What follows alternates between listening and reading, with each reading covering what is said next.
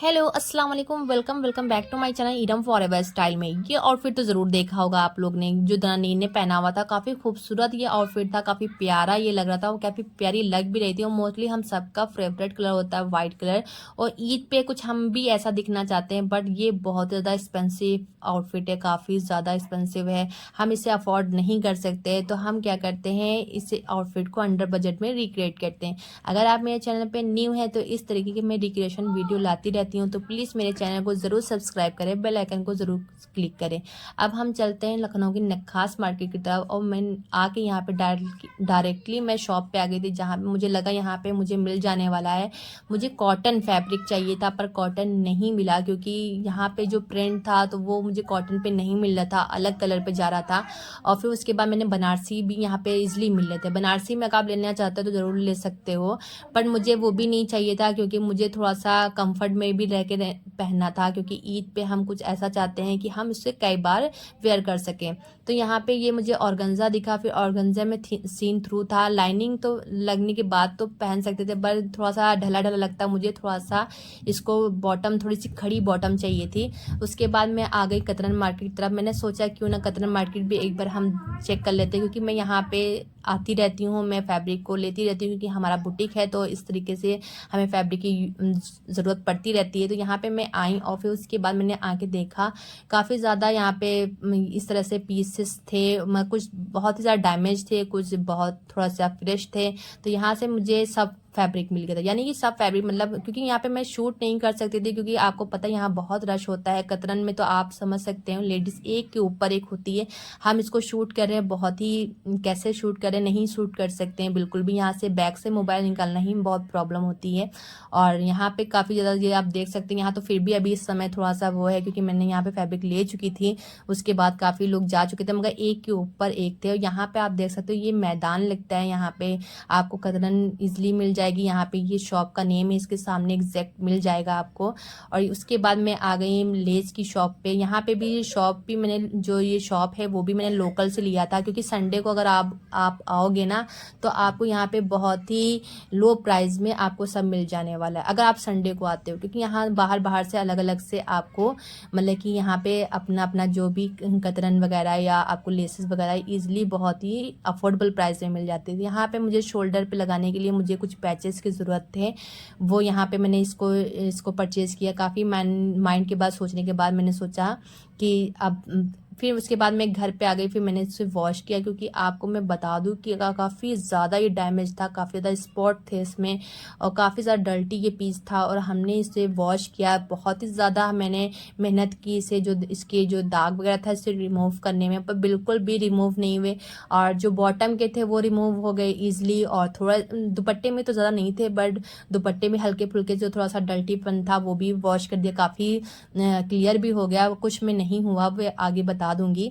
और उसके बाद यहाँ पे देखिए, मेरा मैंने आयरन करके इस तरह से मैंने रख लिया था। यहाँ पे दो मैंने लेस ली थी, क्योंकि मैंने ऑप्शन में रखा था कि मैं ऑफ वाइट लेस यूज़ करूँ या वाइट लेस यूज़ करूँ, क्योंकि मैंने वहाँ पे जब वाइट देखा तो थोड़ा वाइट ज़्यादा लग रहा था, और ऑफ वाइट देखा तो थोड़ा सा अलग जाता, क्योंकि पीस बहुत डर्टी था। तो यहाँ पे ये देखिए, इस तरह से मैंने यहाँ पे ये लेस ले ली है, और जो वाइट वाली है वो भी मैंने लेस ले ली है। तो मैंने डिसाइड करा कि मुझे कौन सी यूज़ करनी है, तो मैंने सोचा वाइट ही यूज़ करनी है, क्योंकि जो उसमें दनानीर के जो आउटफिट में है तो थोड़ा सा जैसे नीचे कट वर्क बना हुआ था, तो जो वाइट वाले में थोड़ा कट वर्क बना हुआ था, तो मैंने सोचा यही, और वाइट कलर अब ये वॉश करने के बाद वाइट आ भी रहा था। देन उसके बाद ये देखिए, कुर्ती में काफ़ी ज़्यादा स्पॉट थे, आप देख सकते हो, ये देखिए काफ़ी ज़्यादा, और ये थोड़ा डैमेज भी था। तो यहाँ पे, और आप ज़रूर ये देखें कि अगर आप कोई भी डैमेज पीस ले रहे हो या स्पॉट वगैरह हैं, तो आप थोड़ा सा ज़्यादा फैब्रिक लेना है, क्योंकि क्या होता है, वेस्ट बहुत होता है फैब्रिक। देन उसके बाद मैंने यहाँ पे लाइनिंग का भी वहाँ से ले लिया था, इस पर भी थोड़ा सा स्पॉट वगैरह थे या थोड़ा सा डर्टी वगैरह था, उसको भी मैंने वॉश कर दिया। और यहाँ पे ये काफ़ी सॉफ्ट फैब्रिक था, और मैंने इसको मतलब कुर्ती में यूज़ करने के लिए सोचा, क्योंकि अंदर से कंफर्ट रहेगा। तो यहाँ पे मैंने इस तरह से मैंने ये लाइनिंग ले ली है। देन ये दुपट्टे का मैंने ले लिया, ये ऑर्गेन्जा था, काफ़ी अच्छे प्राइस में मुझे मिल गया था। और ये ऑर्गेन्जा ये मुझे 200 का पीस मिला था, ठीक है। सारे पीस अगर आपके या थोड़े से बिग हैं या मतलब कि स्मॉल हैं, यानी कि छोटे बड़े जितने भी पीस आपके होते हैं, वो 200 के मुझे मिले थे।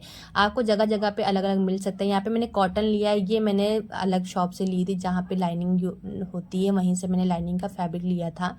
और यहाँ पे मैंने क्या किया है, लाइनिंग का फैब्रिक मैंने कॉटन लिया था, ठीक है। यहाँ पे आपको दिख रहा होगा ये सारे जितने जो प्रिंट है वो एक साइड पे जा रहे हैं, यानी कि फ्लावर जो है वो वन साइड पे जा रहे हैं। अगर आपके टू साइड पे जाते हैं तो आप इससे मतलब किसी साइड पे भी कट कर सकते हो, बट यहाँ पे वन साइड पे आपके जा रहे थे तो मैंने इसी तरह से क्या करा, बीच से मैंने ओपन कर दिया, क्योंकि ओपन करने के बाद आपके जितने फ्लावर है आप सेटिंग करके आप कटिंग कर सकते हो। यहाँ से बीच से मैंने ओपन करने के बाद इस तरह से मैं देखिए ओपन कर रही हूँ यहाँ से इस तरह से। और ये हमने क्या करना है, इस पीस को दोनों को या सारे पीस को अलग कर लेना है इस तरह से। अब यहाँ पे एक पीस में ये डैमेज है, काफ़ी बड़ा डैमेज है, आप देख सकते हो, ये देखें काफ़ी, अभी इसमें दिखा रही हूँ ये देखें काफ़ी डैमेज है। तो ये हम बैक में यूज़ करेंगे। फ्रंट आपको फ्रेश निकालना है, ठीक है।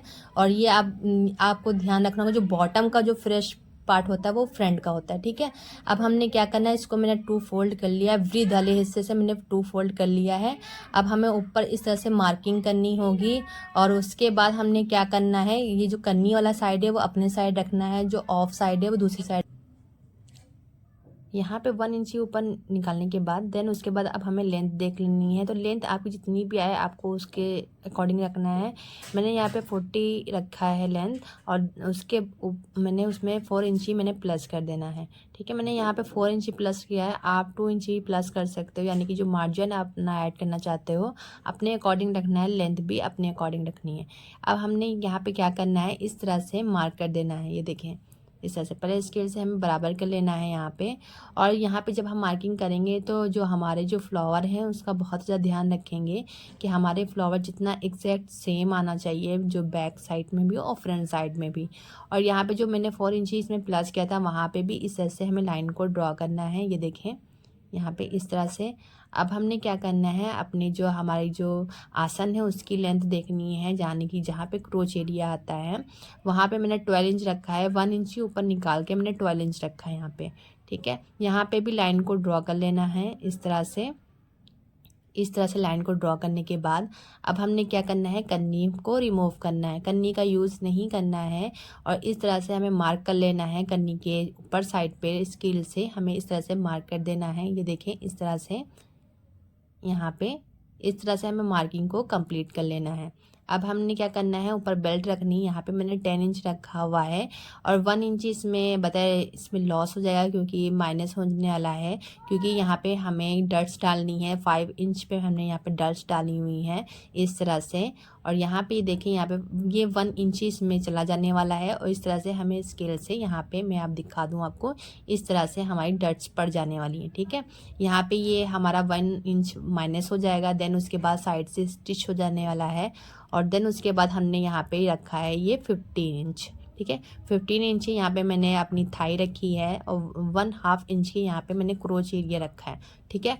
ऊपर बेल्ट से मैंने यहाँ पे क्रोच एरिया जो मैंने 1/2 इंच का रखा है वहाँ से मार्क कर देना है और यहाँ से हमें इस तरह से शेप दे देना है, ये देखें। इस तरह शेप देने के बाद अब हमने क्या करना है, जो हमारी बॉटम का जितना भी लूजिंग देना है उसके अकॉर्डिंग रखना है। तो यहाँ पे मैंने लूजिंग अपनी प्रॉपर जितनी भी आपके है यहाँ पे मैंने 18 या 19 इसके अकॉर्डिंग रखा है। और यहाँ से हमने क्या करना है, इस तरह से मार्क कर देना है, ये देखें। यहाँ से हमें क्रोच एरिया के पास से हमें मिला देना है और यहाँ पे कोई भी मैंने मार्जिन अलग से नहीं ऐड किया है, क्योंकि मार्जिन हमने इसमें ही लेके मैंने जो नाप की है वो मार्जिन के साथ ही की है। अब हमने क्या करना है, कन्नी को रिमूव कर देना है इस तरह से, ये देखें इस तरह से रिमूव कर देना है। अब हमने बेल्ट को कट कर लेना है और इस तरह से हमें क्रोच एरिया को कट करना है। अब हमने फिटिंग को कट कर लेना है।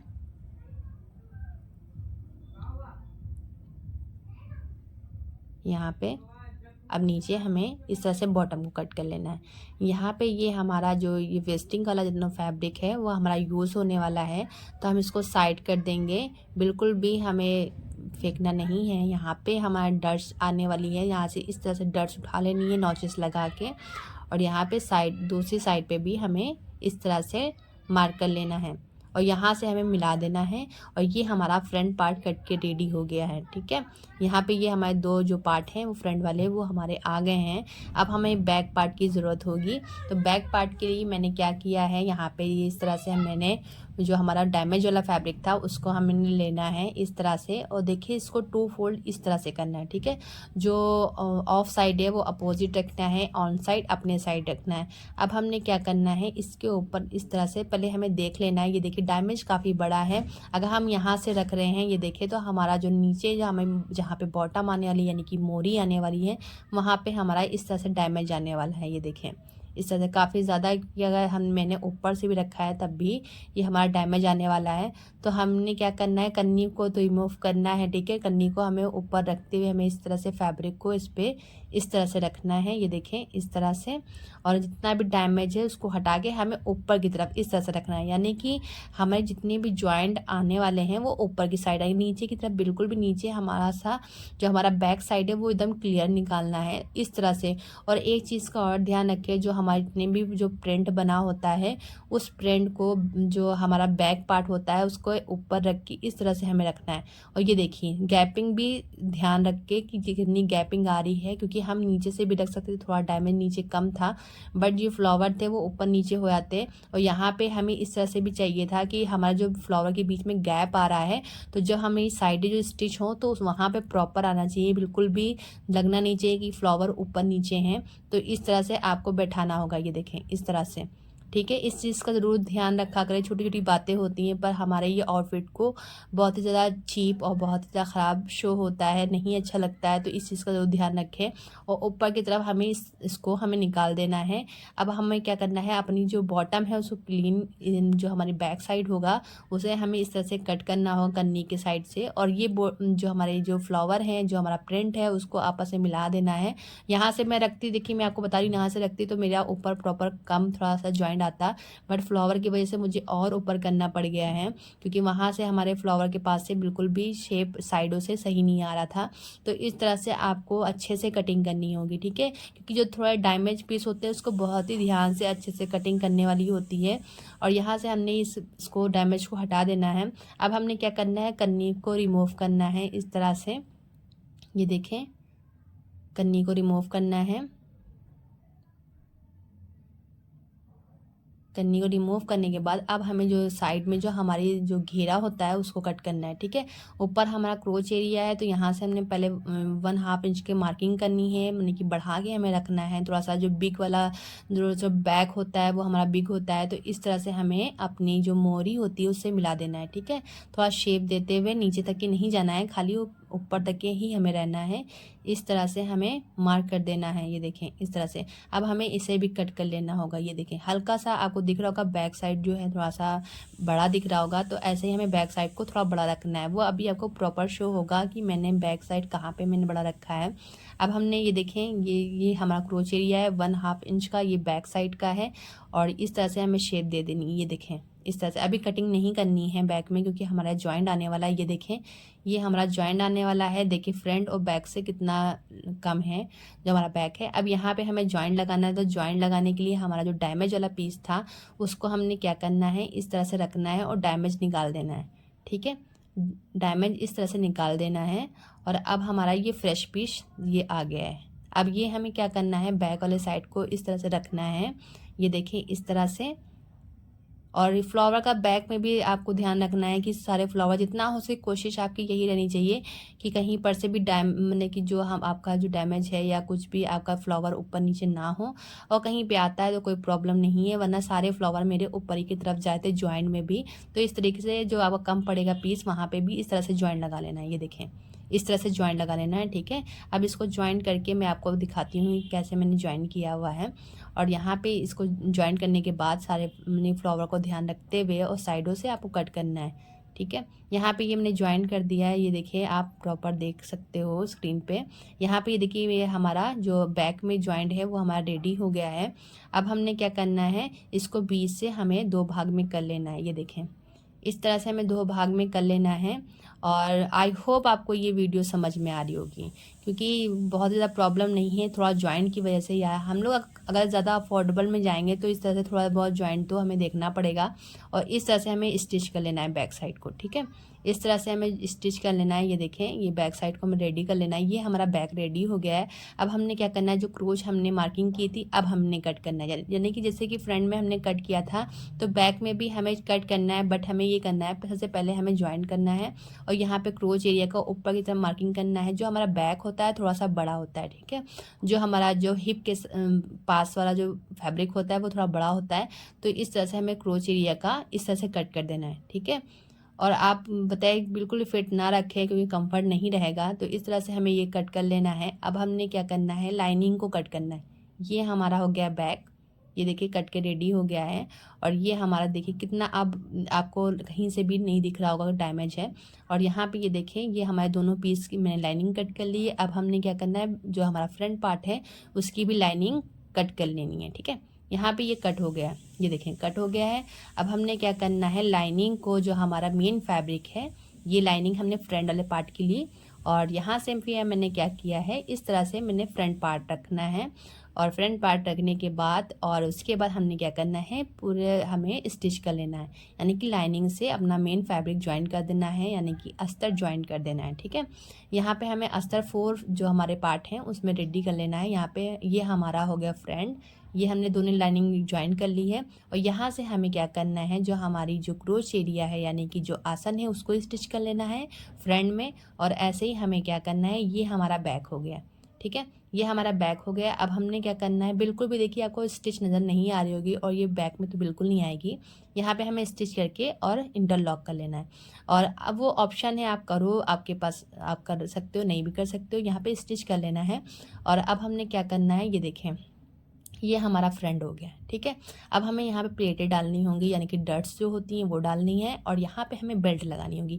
बेल्ट लगाने के लिए मैंने जो मेरी कुर्ती का फैब्रिक है वो मैंने लिया है और लाइनिंग इस पर स्टिच कर दी है, ठीक है। इसकी जो हमारी जो लेंथ आएगी वो आएगी 22, ठीक है। और जो हमारी ब्रॉड है वो 3.5 इंच है, ठीक है, जो इसकी ब्रॉड रखी है। तो इस तरह से आप ले लेंगे। फिर उसके बाद अब हम सबसे पहले डट्स डालेंगे। तो सबसे पहले डट्स डालने के लिए इस तरह से हमें इसको फोल्ड करना है। और जैसे कि ये कि नॉर्मली जैसे आपने डट्स अगर डाली होगी तो इस तरह से हमें डट्स डाल लेनी होगी। ये देखिए, ये हमारा फ्रंट पार्ट में इस तरह से हमें कुछ डट्स डालनी है। ये देखिए इस तरह से आप नेल से बराबर कर लेंगे। ऐसे हमें दूसरी साइड पे भी डट्स डाल लेनी होंगी। ये देखें, इससे हमारी फिटिंग जो फ्रंट पार्ट का होता है, जो फिटिंग होती है, बहुत ही अच्छा शेप आता है। और हमारी जो टमी भी होती है वो भी बताए ज़्यादा शेप अच्छा हो जाता है। उसके बाद हमने क्या करना है, जो हमारा जो बैक साइड होता है, यानी कि जो बॉटम का मैंने बैक साइड लिया, उसके बाद मैंने इसकी जो पट्टी कट की थी उसको बैक साइड पर रख के 1/2 इंच का मार्जिन देते हुए हमने स्टिच कर लेना है इस तरह से, ठीक है। इस तरह से हमने स्टिच कर लेना है। ये देखें, इस तरह से मैंने कोई भी फ्यूज़ बकरम का यूज़ नहीं किया, आप कर सकते हो। यहाँ पे 1/2 इंच का अंदर मार्जिन देते हुए हमें इस तरह से फ्रंट पार्ट की तरफ पलट के स्टिच करना है, ठीक है। यानी कि रॉन्ग साइड जो आपका होता है और वहाँ पे आपको फैब्रिक रखते हुए, और जो आपका फ्रंट पार्ट है वहाँ पे आपको राइट साइड पे फोल्ड करते हुए इस तरह से आपको बेल्ट को अटैच कर लेना है। ये होती है बेल्ट वाली बॉटम, ठीक है। यहाँ पे इस तरह से बॉटम आपको बेल्ट वाली रेडी करनी है इस तरह से, और इस तरह से हमने स्टिच कर लेना है, ठीक है। अब हमने क्या करना है, ऊपर हमने टॉप स्टिच भी करना है। जितना भी एक्स्ट्रा जितना होगा आपको कट कर देना है। उसके बाद टॉप स्टिच कर देना है। इससे आपका फैब्रिक अच्छे से बैठ जाने वाला है। ये देखें इस तरह से, ठीक है, क्योंकि यहाँ पे कोई फ्यूजिंग या बकरम यूज़ नहीं है तो इस वजह से आपको इस तरह से स्टिच कर लेना है। अब आपको क्या करना है, बैक वाले पार्ट को लेना है, फ्रंट वाले पार्ट को लेना है, साइड को इस तरह से स्टिच कर देना है। बैक वाला देखिए थोड़ा सा ज़्यादा है, इस तरह से हमें दूसरी साइड भी स्टिच कर देना है। ये देखिए, ये हमारा साइडें स्टिच हो गई हैं। अब हमने क्या करना है, ये देखिए फ्लावर आपको दिख रहा होगा साइड से। जितना हो सके कोशिश यही करें कि आप जो आपकी क्लीन और क्लियरिटी है वो आपके ट्राउज़र की बहुत ही फिनिशिंग से आनी चाहिए। अब हमने क्या करना है, इसको ये देखिए लाइनिंग में नीचे तक के रखा है, आप देख सकते हो। 1/2 इंच अंदर लेते हुए आपको जितना भी फोल्ड करना होगा अपने अकॉर्डिंग, जितना भी आपने मार्जिन रखा होगा उसको आपने स्टिच कर देना है, ठीक है। एक बार तब भी आपको नाप ले लेना है। यहाँ पे ये मैंने स्टिच कर दिया है इस तरह से, ये देखिए बॉटम को आप। और इस तरह से स्टिच करने के बाद अब हमने क्या करना है, जो हमारा घेरा आता है इसको हमें 1/2 इंच का मार्जिन देते हुए स्टिच कर लेना है, ठीक है। यहाँ पे हमें ये स्टिच करने के बाद अब हमने क्या करना है, बैक साइड को इस तरह से फोल्ड करना है और इस तरह से पलट के और इस तरह से हम लोग नेफा बनाते हैं। बैक साइड का नेफा पहले बना लेना है, ठीक है। उसके बाद आप इलास्टिक डाल सकते हो इसमें, और ये बहुत ही इजी प्रोसेस है। और बाकी और भी तरीके से लगती है इलास्टिक। तो यहाँ पे ये स्टिच करने के बाद ये देखें, ये हमारी कुछ इस तरह से हमारी ट्राउज़र साइड से स्टिच हो गई है। अब हमने क्या करना है, ये जो हमारी लेस है इसको हमें इसमें अटैच करना है, ठीक है। ये जो हमारे कटवर्क बने हुए वो नीचे रहेंगे, और हमें जो लेस यूज़ करनी है वो बैक साइड से यूज़ करनी है, ठीक है। नीचे से रखते हुए हमें इसको दोनों जो हमारी जो मोरी उसमें यूज़ कर लेना है। यहाँ पे इलास्टिक अपने जितना भी आपकी इलास्टिक हो उसके अकॉर्डिंग आपको कट करने के बाद उस नेफे को अंदर डाल के आपको रेडी कर लेना है। यहाँ पे मैं देखिए मैंने बॉटम में इस तरह से कुछ लेस लगाई, ये देख सकते हैं आप, ये देखें। और ये देखिए अंदर मैंने लाइनिंग नीचे तक के लगाई है, तो काफ़ी जो ये बॉटम है तो काफ़ी खड़ी खड़ी बॉटम है, ठीक है। क्योंकि जो है वो जिसने जो वेयर किया हुआ था उसकी भी काफ़ी खड़ी बॉटम थी। तो इस तरह से आप लाइनिंग का यूज़ करके, और ये फैब्रिक भी थोड़ा सा हमने कि ऑर्गेन्जा मैंने अगर यूज़ किया हो तो सीन थ्रू था, दिखता अंदर लाइनिंग इसमें शो नहीं हो रही है। इस तरह से मैंने बॉटम रेडी किया है। साइडें आप देख सकते हो प्रॉपर एकदम अच्छा शेप आया हुआ है। और ये देखिए ये फिनिशिंग आप चेक करो, और कहीं से आपको लग नहीं होगा ये डैमेज पीस है।